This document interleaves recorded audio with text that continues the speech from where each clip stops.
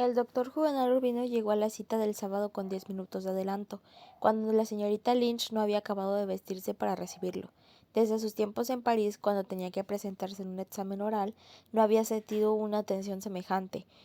Tendida en la cama de lienzo en una tenue combinación de seda, la señorita Lynch era de una belleza indeterminable. Todo en ella era grande e intenso. Sus muslos de sirena, su piel a fuego lento, sus senos atónitos, sus encías difamadas de dientes perfectos, y todo su cuerpo irradiaba un vapor de buena salud, que para el olor humano que Ferminada se encontraba en la ropa del esposo.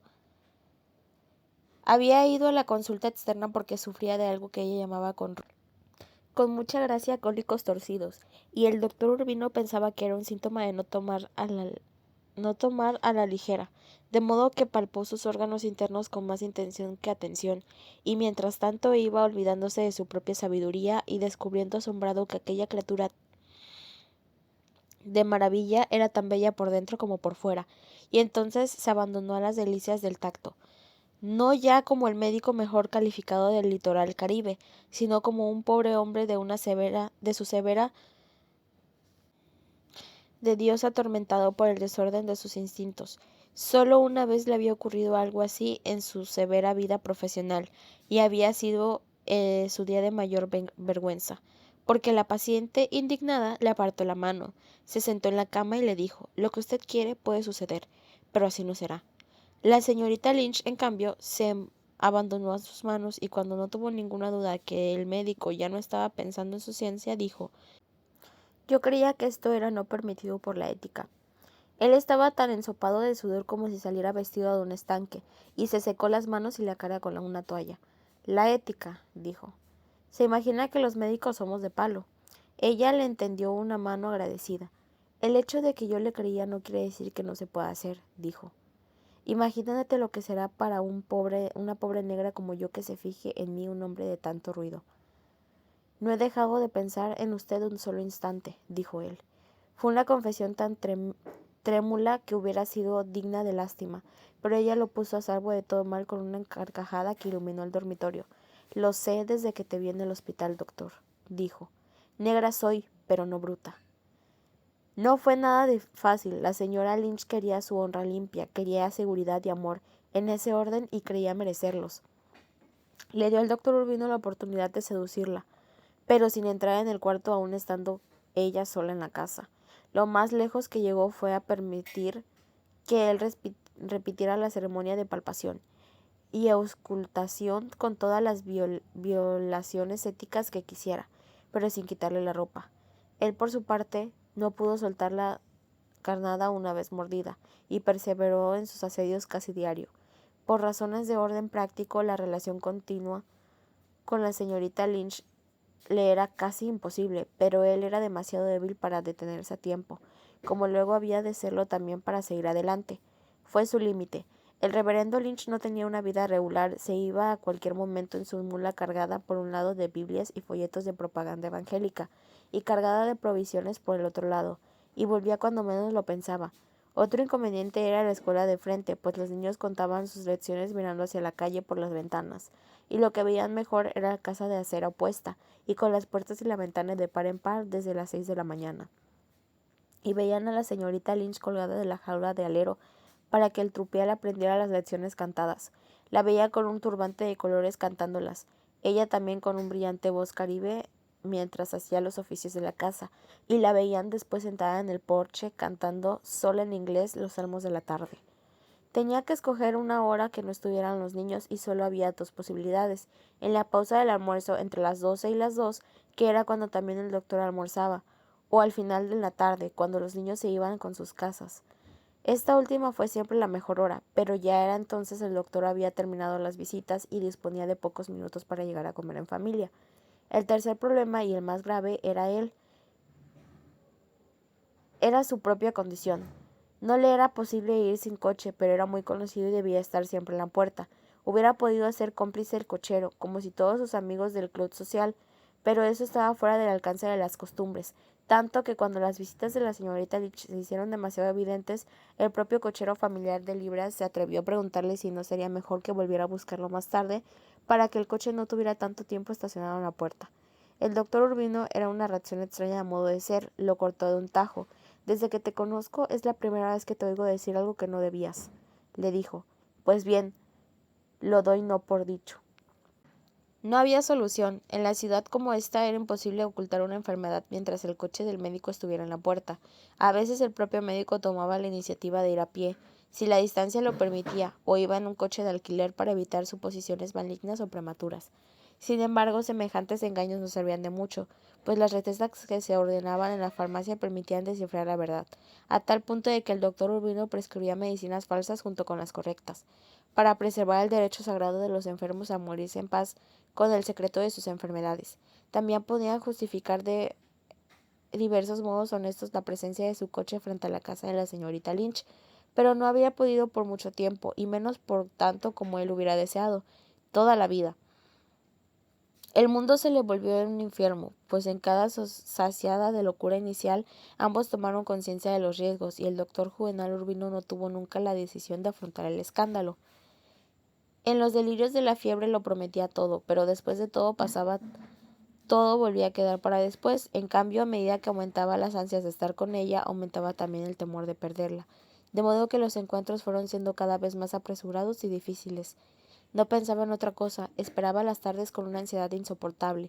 Se le olvidaban los otros compromisos, se le olvidaba todo menos ella, pero a medida de que el coche se acercaba a la marisma de la mala crianza, iba rogando a Dios que un inconveniente de última hora lo obligara a pasar de largo. Iba en tal estado de angustia que a veces se alegraba de ver desde la esquina la cabeza algodonada del reverendo, leyendo en la terraza, y a la hija de la sala, catequizando a los niños del barrio con los evangelios cantados. Entonces se iba feliz a su casa para no seguir desafiando al azar, pero después se sentía enloquecer de ansiedad porque volvieron a ser todo el día a las 5 de la tarde de todos los días. De modo que los temores se volvieron imposibles cuando el coche se hizo demasiado notorio en la puerta, y al cabo de los 3 meses ya no fueron nada más que los ridículos. Sin tiempo para decirse nada, la señorita Lynch se metía en el dormitorio tan pronto como lo veía entrar al amante aturdido. Había adoptado la persecución de ponerse una falda ancha los días en que lo esperaba, una precisa pollera de Jamaica de volantes de flores coloradas, sin ropa interior, sin nada, creyendo que la facilidad iba a ayudarlo a encontrar el miedo, pero él malgastaba todo cuanto ella hacía por hacerlo feliz. Le seguía jadeando hasta el dormitorio, empapado de sudor, y entraba en estampida tirándolo todo por el suelo, el bastón, el maletín del médico, el sombrero panamá, y hacía un amor de pánico con los pantalones enrollados en las corvas. Con el saco abotonado para la estorbaba menos que la leotina de oro en el chaleco, con los zapatos puestos, con todo, y más pendiente de irse cuanto antes de cumplir con su placer. Ella se quedaba en ayunas, entrado apenas en su túnel de soledad, cuando él ya estaba abotonándose de nuevo, exhausto como si hubiera hecho el amor absoluto en la línea divisoria de la vida y la muerte, cuando en realidad no había hecho sino lo mucho que el acto de amor tiene de hazañaza física. Pero estaba en su ley el tiempo justo para aplicar una inyección intravenosa en el tratamiento de rutina. Entonces regresaba a la casa avergonzada con su debilidad, de ganas de morirse, midiéndose por falta de valor, para pedirle a Fermina Daza que le bajara los pantalones y lo sentara de culo en el brasero. No cenaba, rezaba ni convicción, fingía continuar en la cama de la lectura de las siestas mientras su esposa daba vueltas y vueltas por la casa, poniendo el mundo en orden antes de acostarse.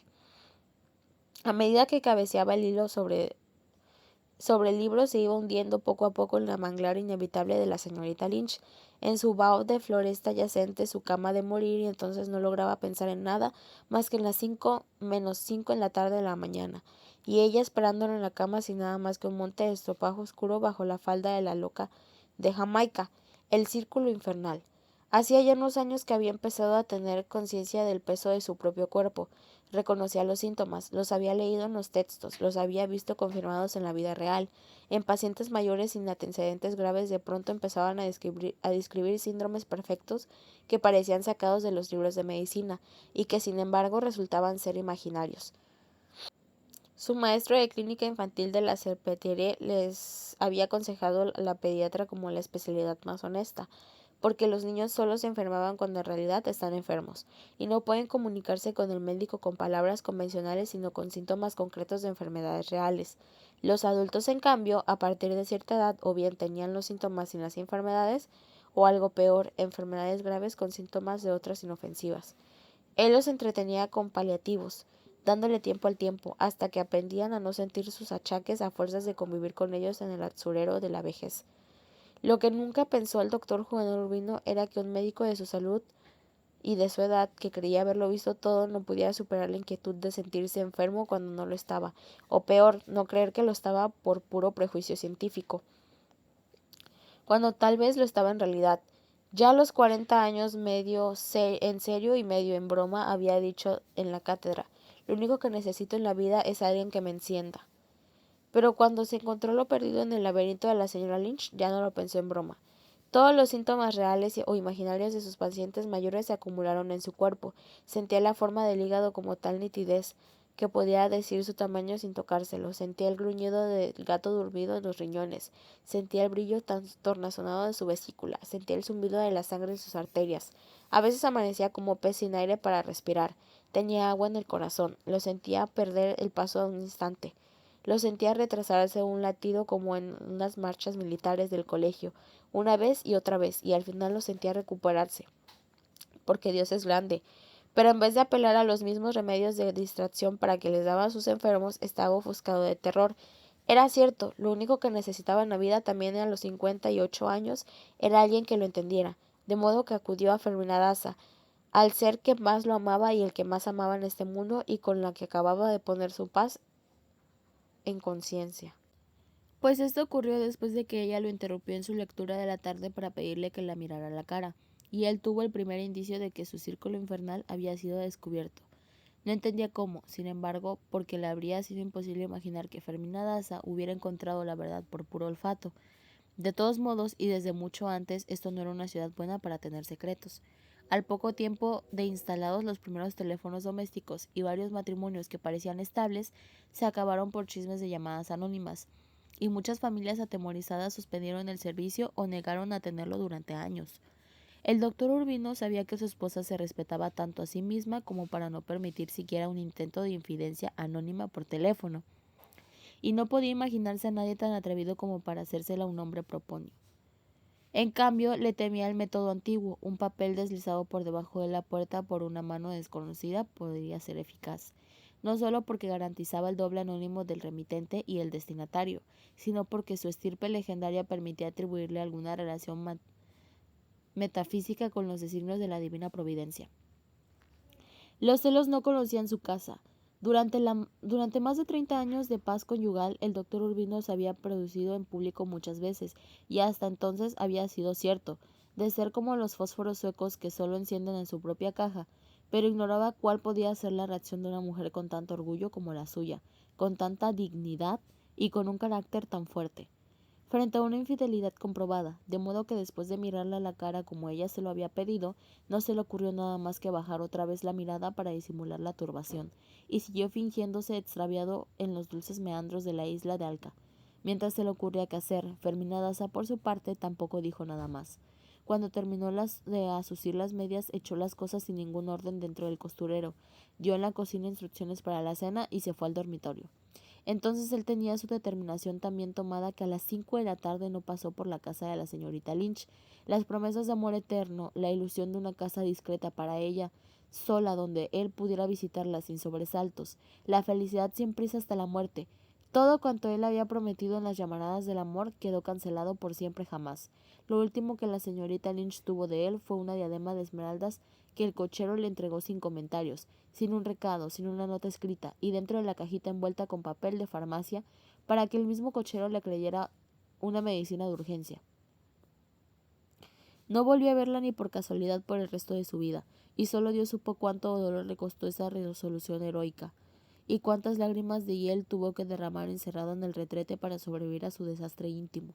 A las 5, en vez de ir con ella, hizo ante su confesor un acto de contrición profunda, y el domingo siguiente comulgó con el corazón hecho pedazos, pero con el alma tranquila. La misma noche de la renuncia, mientras se desvestía para dormir, le repitió a Fermina Daza la amarga letanía de sus insomnios maritales. Las punzadas súbitas, las ganas de llorar al atardecer, los síntomas cifrados del amor escondido que él contaba entonces como si fueran misterios de la vejez.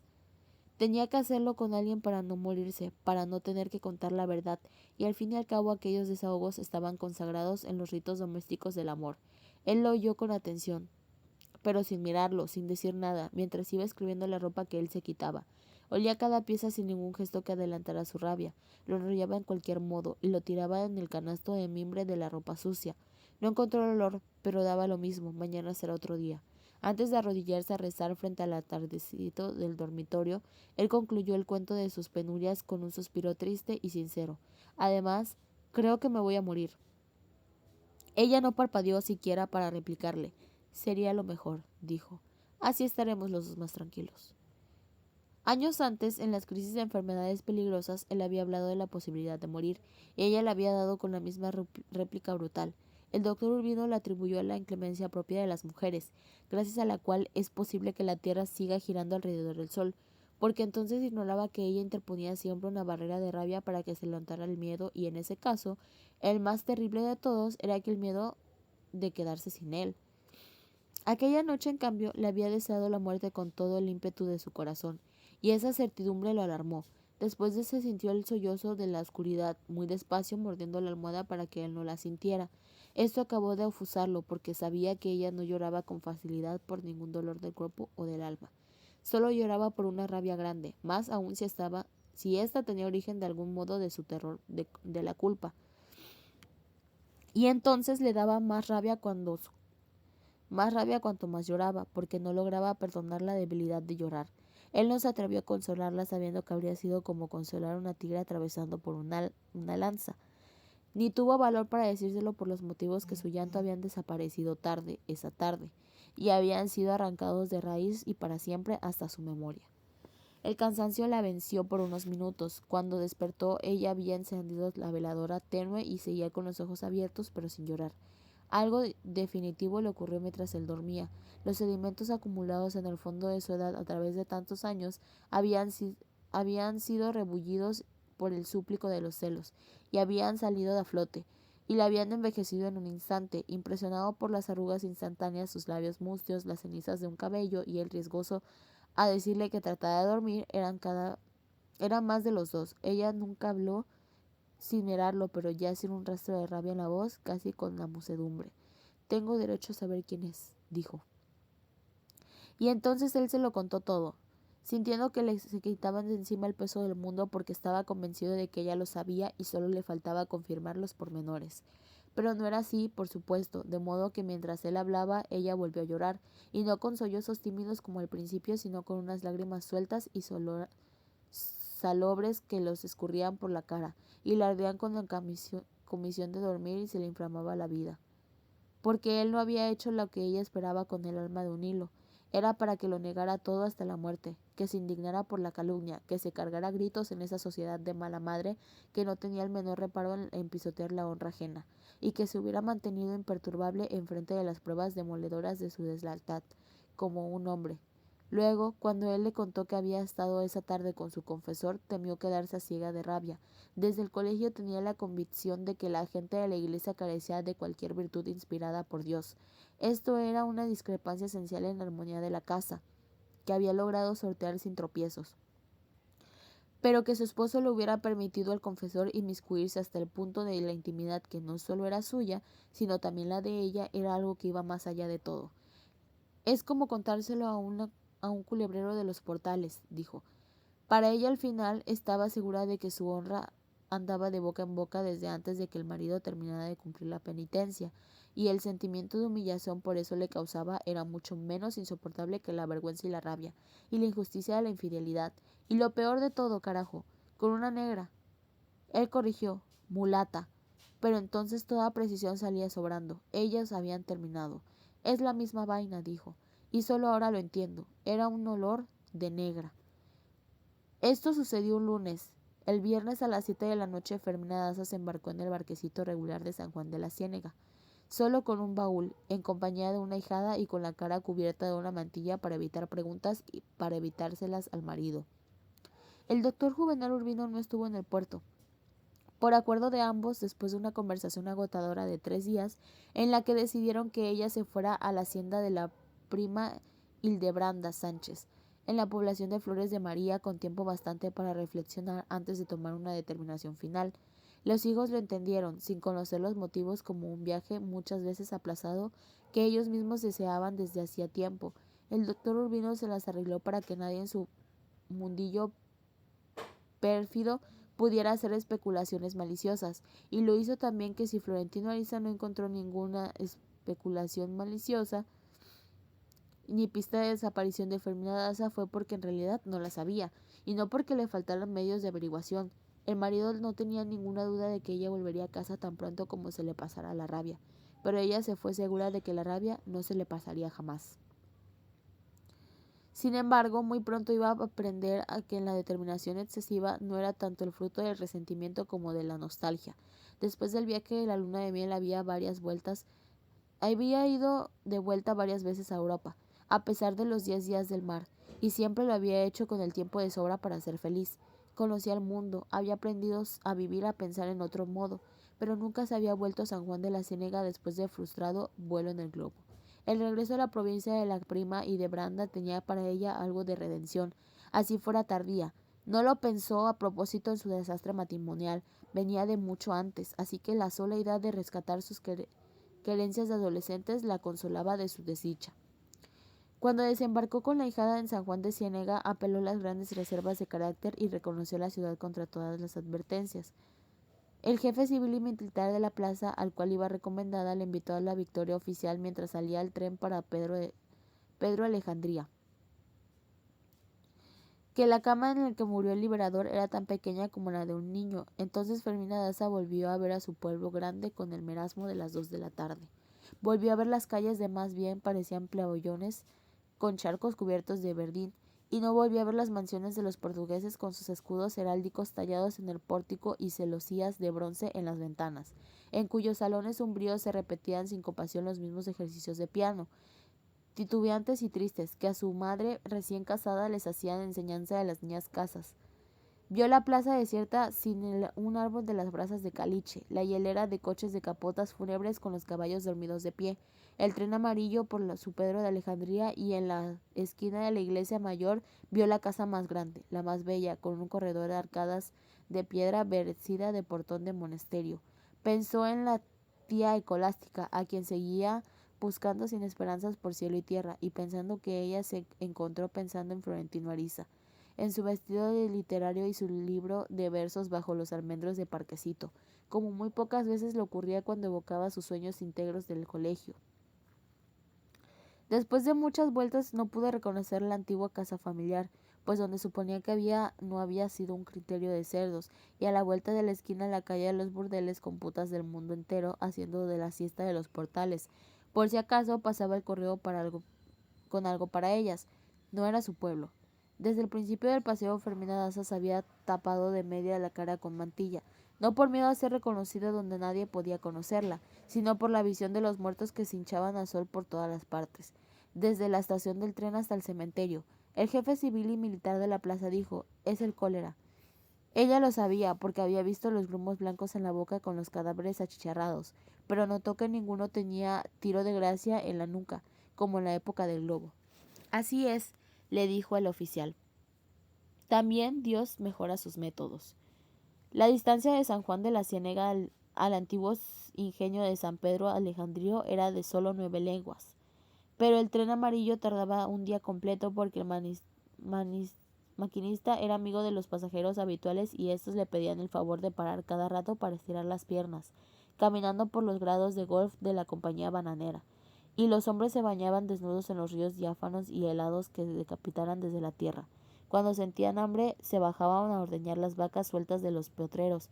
Fermina Daza llegó aterrorizada, y apenas se dio tiempo para admirar los tamarindos arómicos donde el librador colgaba su hamaca.